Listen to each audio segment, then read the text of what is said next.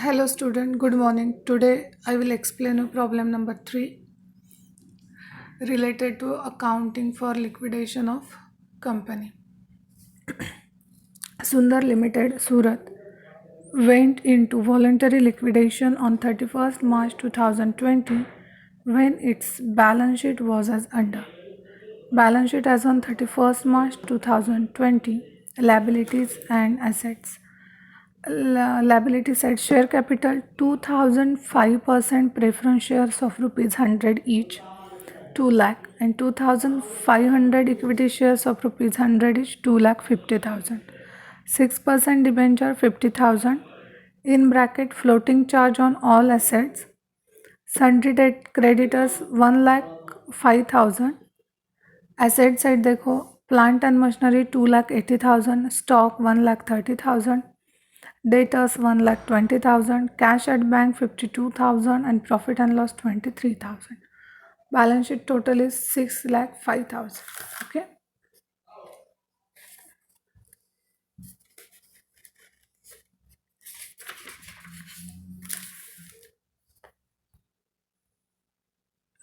The liquidator realized the assets as follows.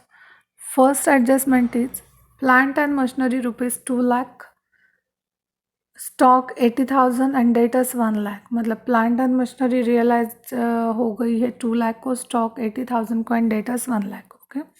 Second adjustment is the expenses of liquidation amounted to rupees 3,900. 3,900.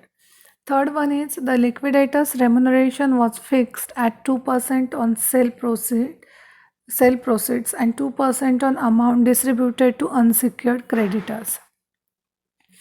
Fourth one is sundry creditors include preferential creditors 5,000. And last one is preference shares dividend was paid up to 31st March 2018. Okay. And liquidator made all payments on 1st October 2020.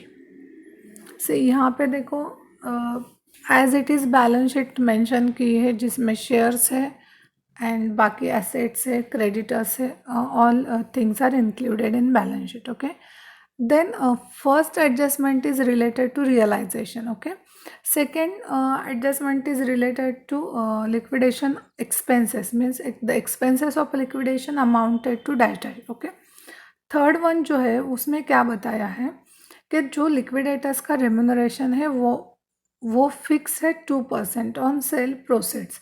Means जितने realisation किया है assets, मतलब asset की जितनी total आएगी realisation के बाद उस पर 2% उसको देना है. एंड उसके बाद 2% on amount distributed to unsecured creditors.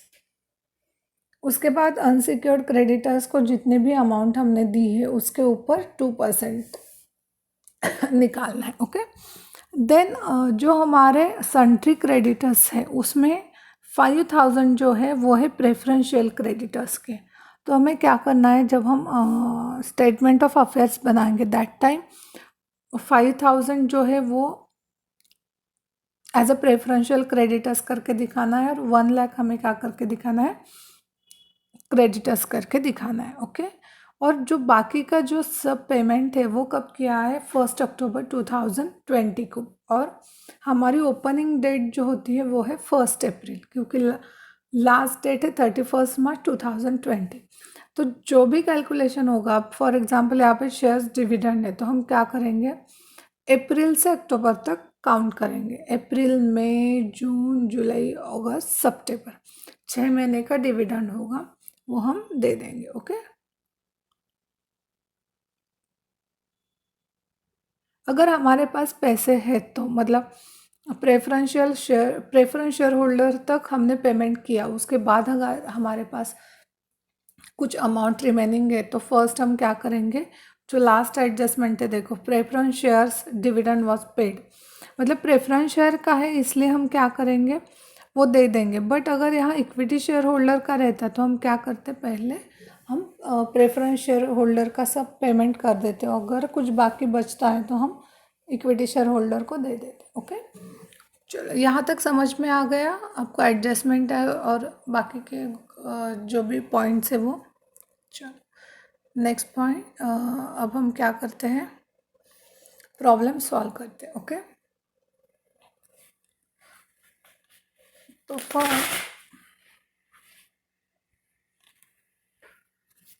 ऊपर हेडिंग दे दो, liquidators final statement account of the winding up of Sundar Limited Surat in voluntary liquidation liquidated on 31st March 2020। Okay, अब हम पेमेंट 1 अक्टूबर को कर रहे हैं, बट हमारा जो फिनेंशियल ईयर क्लोज होता है वो 31 मार्च को होता है, इसलिए लिक्विडेटेड डेट जो है वो हम फिनेंशियल ईयर क्लोजिंग की ही लेंगे। ओके, देन उसमें रिसीट साइड है, पेमेंट साइड है। अब रिसीट साइड में क्या क्या आएगा, जो बैंक अकाउंट हमें दिया है, बैंक बैलेंस वो लेंगे, और उसके बाद जितने भी एसेट रियलाइज़ की है वो लेंगे, और उसके बाद अगर कुछ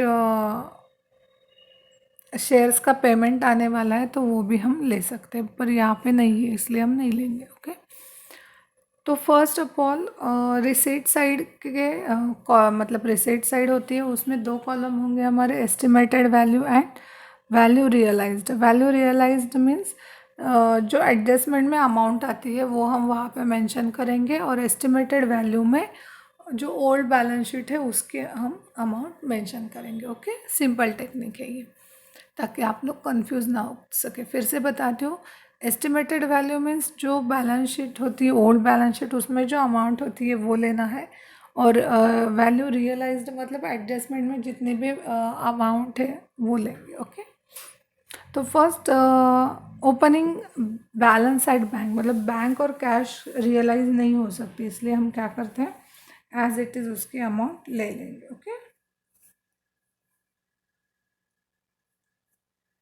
देन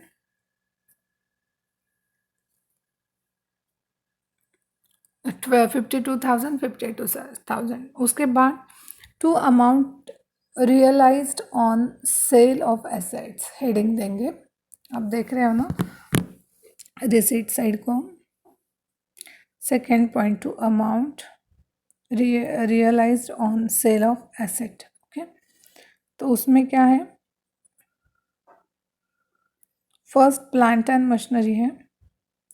प्लांट एंड मशीनरी की ओरिजिनल कॉस्ट 2,80,000 थी, और एस्टिमेट रियलाइज्ड वैल्यू हो गई है 2 लाख। ओके, देन स्टॉक की ओरिजिनल वैल्यू थी 1,30,000 एंड रियलाइज करने के बाद हो गई 80,000। ओके, डेटर्स की 1,20,000 थी और आफ्टर रियलाइजेशन 1 लाख हो गई। ओके, तो टोटल जो रिसीट साइड है वो हमारी हो गई 4,32,000।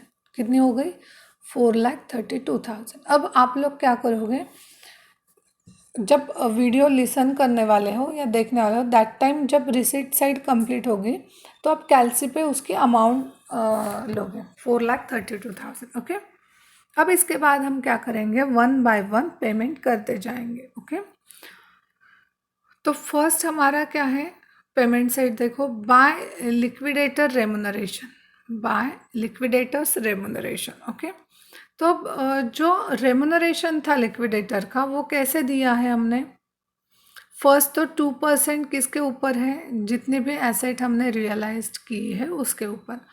अब देखो यहाँ पे सिंपल है, कितने, 3,80,000। ओके, मतलब एसेट रियलाइज कितने की हो गई, 3,80,000 की। ओके, देन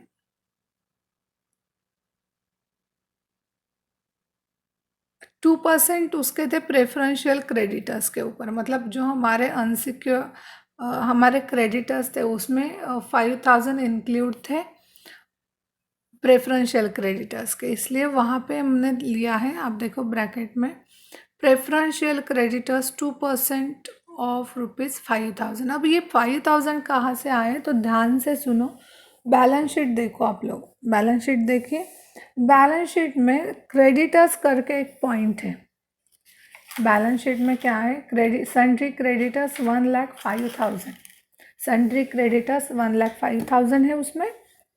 तो उसमें क्या बताया है हमें एडजस्टमेंट में, जो सी नंबर के एडजस्टमेंट है उसमें बताया है, सॉरी सी डी नंबर के एडजस्टमेंट है उसमें बताया है कि sundry creditors include preferential creditors of ₹5,000। मतलब जो वो 1,05,000 है उसमें 5,000 किसके हैं, प्रेफरेंशियल क्रेडिटर्स के हैं और बाकी सन्ड्री क्रेडिटर्स के हैं। ओके, तो अब हम क्या करेंगे, उसके ऊपर 5% है, मतलब 5,000 के ऊपर 2%। ओके, ₹100 आ गए। देन 2% किसके ऊपर थे, amount distributed to unsecured creditors. C number के एडजस्टमेंट देखो, नंबर सी जो है एडजस्टमेंट का, उसमें देखो 2% on amount distributed to unsecured creditors. मतलब 1,05,000 थे क्रेडिटर्स के, उसमें से 5,000 चले गए प्रेफरेंशियल क्रेडिटर्स को। ओके, तो रिमेनिंग कितने हो गए, 1,00,000। 1,00,000 क्या है हमारे क्रेडिटर्स, और 2% किसके ऊपर देना है, अनसिक्योर्ड क्रेडिटर्स के ऊपर। ओके, तो वो हो गए 2,000। तो टोटल यहाँ तक देखो हमारा रेमुनरेशन हो गया 7,000 एंड 2,000 9,700। स्क्रीन पे दिखाई दे रहा है 9,700 आपका क्या हुआ, लिक्विडेटर्स रेमुनरेशन। ओके, मैं ये पेंसिल यूज कर रही हूँ, लेकिन आपको ये कॉलम में से अमाउंट नहीं दिख रही, इसलिए मैं वो रफ करती हूँ। ओके,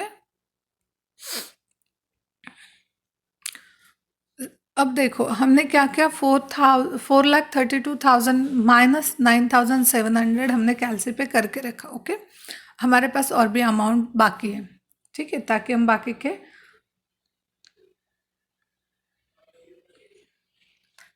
ट्रांजैक्शन कर सके। Okay, next point is by preferential creditors, sorry by liquidation expenses और cost of liquidation, whatever आपको जो इजी लगता है वो लिख सकते हो। कॉस्ट ऑफ लिक्विडेशन या फिर लिक्विडेशन एक्सपेंसेस कितने थे, 3,900। ओके, देन उसके बाद preferential creditors 5,000। Next point is by 6% debenture holders, bracket में having floating charge. Okay, debenture कितने, 51,500। ओके, मतलब कैसे हुआ, वो प्रिंसिपल अमाउंट थी 50,000। ओके, और इंटरेस्ट हमने कब से काउंट किया है, एट 6% पर annum for 6 months up to 1 October तक। अप टू मतलब 1 अक्टूबर तक, क्योंकि अप्रैल में हमारा ईयर स्टार्ट होता है, 31 में हमारा ईयर क्लोज होता है। तो अप्रैल टू अक्टूबर 6 महीने हो गए। हैविंग अ फ्लोटिंग चार्ज लिखा है, तो हम इंटरेस्ट भी निकालेंगे 50,000 के ऊपर। 6 महीने का इंटरेस्ट निकालना है 6% से। ओके, क्योंकि 6% के ही डिबेंचर है, दैट्स वाई। तो वो अमाउंट हो गई 1,500, मतलब टोटल हमारे डिबेंचर हो गए 51,500। फिर से बताती हूँ, डिबेंचर जो थे वो सिर्फ हमारे थे 50,000 के। ओके, उसके ऊपर इंटरेस्ट हम देने वाले हैं 6 महीने का एज अ 6%। 6 महीने का क्यों, क्योंकि all payments made payment on payments on 1 October, I think 1 October ही। So that's why April to October तक कितने महीने होते हैं, 6 महीने होते हैं, 6 मंथ्स होते हैं।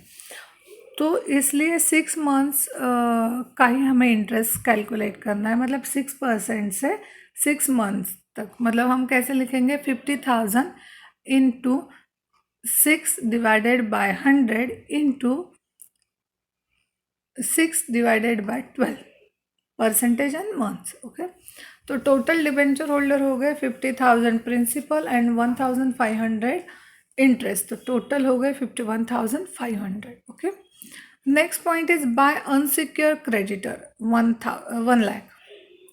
देन प्रेफरेंस शेयर होल्डर का देखो क्या करेंगे हम, प्रेफरेंस शेयर होल्डर का ऑलरेडी हमारे पास क्या है, जो कैपिटल है वो कितना है, 2,00,000 का है। ओके, और जो लास्ट एडजस्टमेंट है देखो, वो कैसे बताई हैं कि preference share dividend was paid up to 31 March 2018. Okay, preference share dividend was paid up to 31 March 2018. मतलब हमारा जो एरियर्स है डिविडेंड वो 2 ईयर्स का है, क्योंकि देखो 18 में क्लोज हो गया, 19 एंड 20 हमारा अभी हम जब जो स्टेटमेंट ऑफ अफेयर्स बना रहे हैं वो 2020 का है, और कब तक दिया था उन्होंने, सिर्फ 2018 तक. अब आपको ये डाउट आएगा कि अगर 2018 तक ही दिया है तो हम 20 में क्यों ले रहे हैं. तो वह क्या है वो, अगर प्रेफरेंस शेयर होल्डर्स जो होते हैं, जो प्रेफरेंस शेयर होल्डर होते हैं, उनको राइट है कि हर साल उनको डिविडेंड मिलना है. मैं अगर आपको इन केस किसी साल में लॉस होता है, आप डिविडेंड नहीं दे पाते, तो आपको वो डिविडेंड नेक्स्ट ईयर उनको देना पड़ता है, मतलब वो कैरी फॉरवर्ड होता है. इक्विटी शेयर होल्डर के जैसे नहीं, अगर इस साल हमें लॉस हो गया तो हम उनको डिविडेंड नहीं देंगे, तो ऐसे चलता है. But in case preference share holder के केस में क्या होता है, अगर आपको लॉस होता है तो आपको वो dividend next year carry forward करना होता है. ओके, उसके बाद हम क्या करेंगे, 2 लाख के ऊपर कितने परसेंटेज है, 5%. ओके, तो 1 साल का हो गया 10,000 और 2 साल का हो गया 20,000. मतलब हम लिखेंगे, देखो last point statement of affairs में, preference share holders arrears dividend at the rate 5% for 2 years 20,000. Bracket में लिख सकते हो आप 2 lakh into 5/100 into 2 years. Okay, या 1 ईयर का निकालते हो तो उसका डबल करके 2 ईयर्स 20,000, और जो कैपिटल है वो है 2 लाख. तो टोटल प्रेफरेंस शेयर होल्डर्स हो गए 2,20,000. ओके, उसके बाद हम कैलसी में से क्या करें, एक एक अमाउंट माइनस कर दी हमने. ओके, तो लास्ट में हमारे पास क्या होता है, सिर्फ 41,900 बचते हैं. आप एक करके देखो घर में. ओके, कैलसी लेना है आपको, रिसिट साइड के अमाउंट कैलसी के ऊपर मेंशन करनी है, और स्टेप बाय स्टेप जैसे जैसे हम पेमेंट करते जाते हैं वैसे वैसे वो अमाउंट आपको लेस करनी है. तो लास्ट पॉइंट को आपको एक फिक्स अमाउंट मिलेगी जो हमारे पास रिमेनिंग है. अगर नहीं रहती है तो कोई प्रॉब्लम नहीं, अगर रहती है तो हमें क्या करना है, वो as it is equity share holders को पेड करनी है. ओके, तो इक्विटी शेयर होल्डर को हमने कितने दे, 41,900. ओके, अब देखो हमारे पास जो इक्विटी शेयर होल्डर थे वो, उनका कैपिटल कितना था, 2,50,000. कितना था, 2,50,000, और शेयर्स कितने थे, 2,500. बट हम क्या कर सकते हैं, सिर्फ हमारे पास 41,900 है तो हम उतना ही उनको डिस्ट्रीब्यूट कर सकते हैं. अब सबको इक्वल डिस्ट्रीब्यूट करना चाहिए, इसलिए हम क्या करेंगे, पर शेयर अमाउंट निकालते हैं. वो कैसे, जितनी अमाउंट हमारी बची है उसको नंबर ऑफ़ शेयर से डिवाइड करते हैं, तो पर शेयर अमाउंट हमें फाइंड आउट होती है. यहाँ पे देखो 41,900 हमारे पास अमाउंट रिमेनिंग है, उसको डिवाइड करेंगे 2,500 से, मतलब नंबर ऑफ़ शेयर्स से. जब हम नंबर ऑफ़ शेयर्स से अमाउंट को डिवाइड करेंगे दैट टाइम हमें क्या मिलेगा, पर इक्विटी शेयर की अमाउंट मिलेगी जो है 16 रुपीज़ 76 पैसे. ओके, इन केस अगर एग्ज़ाम में आप लोगों को ये निकालना मुश्किल होता है तो सिर्फ आपको जितनी अमाउंट रिमेनिंग है वो सिर्फ बाय इक्विटी शेयर होल्डर करके आप लिख सकते हो. ओके, तो टोटल हो गई हमारी 4,32,000. यहाँ तक आई थिंक आप लोगों को समझ में आ गया है. ओके, अब देखते हैं, if in case debenture have a floating charge on all assets, that time preferential creditors are paid first and debenture holders will be paid. मतलब अगर ब्रैकेट में लिखते हैं कि फ्लोटिंग चार्ज, तो हम पहले क्या करेंगे, प्रेफरेंस शेयर होल्डर को पहले प्रेफरेंस शेयर क्रेडिटर पेड करेंगे और उसके बाद डिबेंचर होल्डर पेड करेंगे. ओके, आई थिंक यहाँ तक आप लोगों को ये प्रॉब्लम समझ में आ गया है. ओके इसमें क्या है, सिंपल टेक्निक है। पहले आप रिसीट साइड सॉल्व करोगे। रिसीट साइड में क्या क्या आता है, मेनली हमारे जो कैश और कैश एट बैंक और कैश इन हैंड रहता है वो पॉइंट। देन हमने कितने एसेट रियलाइज किए हैं वो आता है।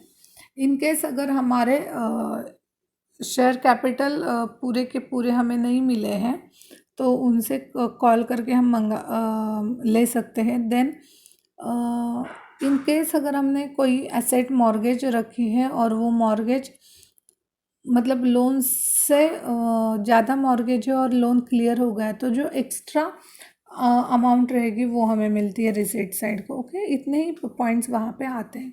देन पेमेंट साइड में क्या आता है, first liquidator's remuneration, then liquidation expenses and then after हमारा जो अनसिक्योर्ड क्रेडिटर है, प्रेफरेंशियल क्रेडिटर्स है, डिबेंचर्स है वो आता है।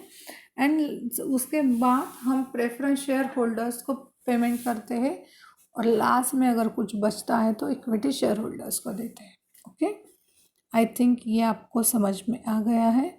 नेक्स्ट लेक्चर हम नेक्स्ट प्रॉब्लम स्टार्ट करते हैं। ओके